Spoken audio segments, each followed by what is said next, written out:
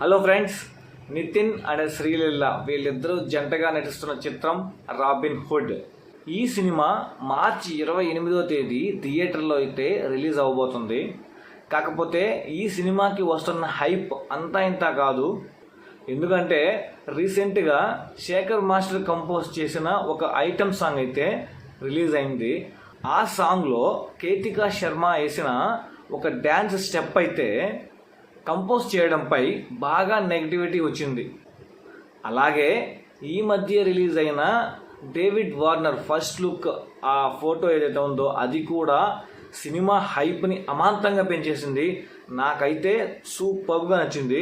ఆ David Warner photo ఏదైతే ఉందో అది కావచ్చు, ఆ ఫస్ట్ లుక్ కావచ్చు, ఎక్స్ట్రాడినరీగా ఉంది. సినిమా హైప్ని ఎక్కడికో తీసుకెళ్ళిపోయింది.